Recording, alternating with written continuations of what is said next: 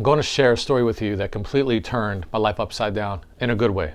If you ever want to build more wealth, make more money, if you're stuck, you're unsure, or you know you're meant for more in life and business, this might be one of, if not the most important revelations I've ever encountered.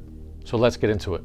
There was a low moment in my life where I was in prayer and God was telling me, go son, go forward, move forward, go. But the enemy kept whispering, God is limiting you for a reason. So it was a battle of voices, a battle of wills. And I lived in that space where divine direction and inner doubt were fighting for control of my life. My real issue wasn't money. It wasn't opportunity. One of the main issues was self-esteem. And I spent my childhood looking for validation from the cool kids. Then I grew up and kind of did the same thing with my faith, looking for external confirmation of what God had already said about me, whether it be from leadership or friends, till I realized what God says is enough. And the issue is we have to get quiet enough to hear what he says about our current situations.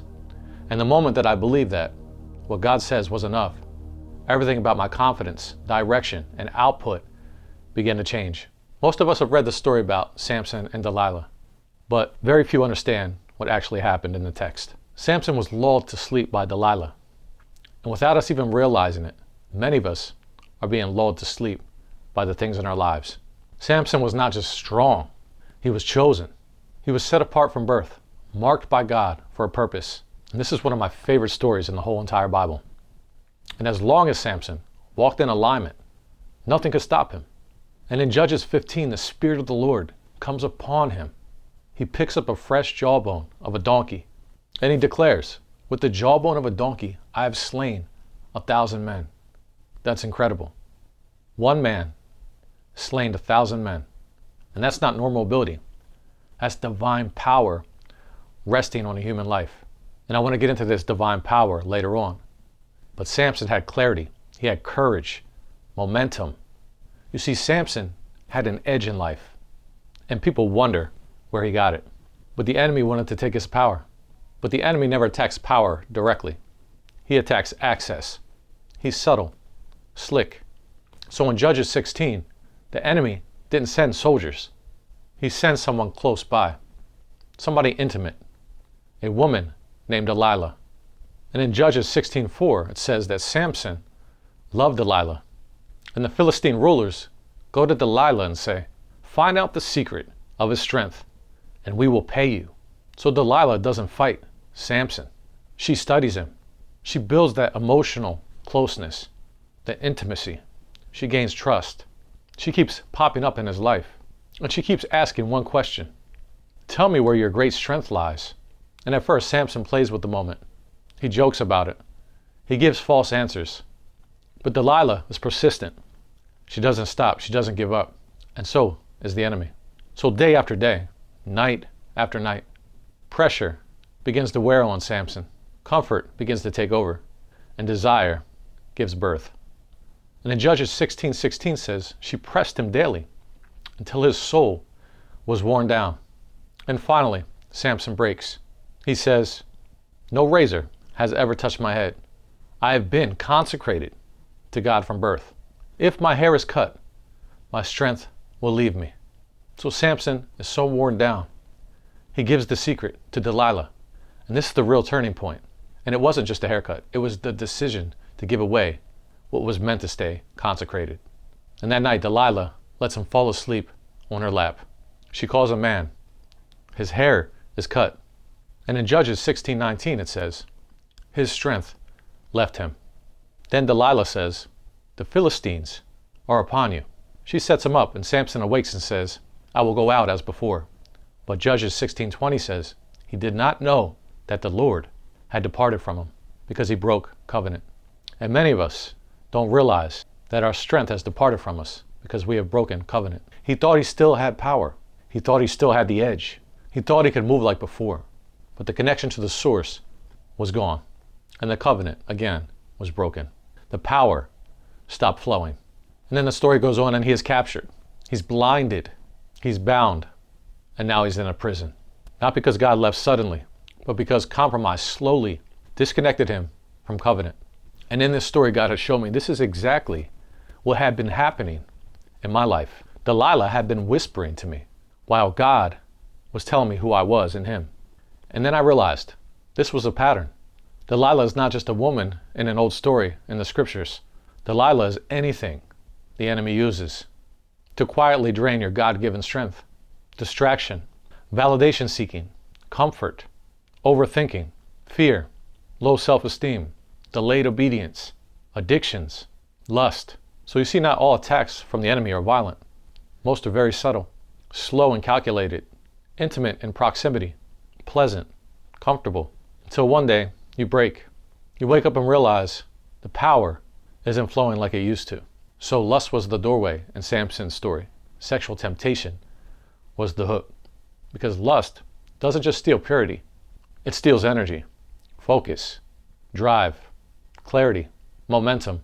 And if the enemy drains your energy, he drains your productivity. And this doesn't have to be just lust. This is any idol. And if he drains your productivity, he quietly stalls your destiny.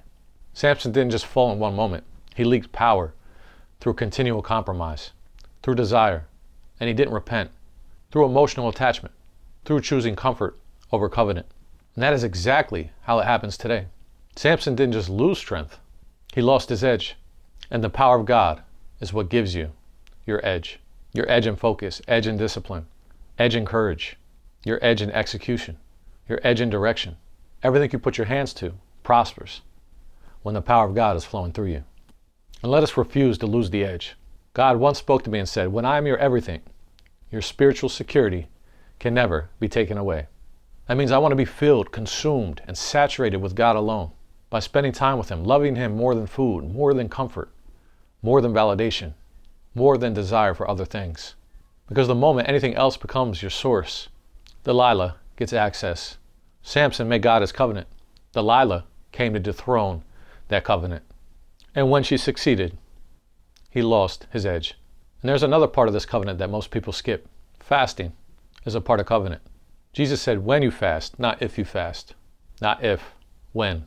Fasting subdues the Delilah in your life, sharpens the spirit, protects your alignment with God, keeps you from temptation. Isaiah 58 says that fasting breaks interference and loosens hidden chains. Quiet your flesh and you'll hear God more clearly.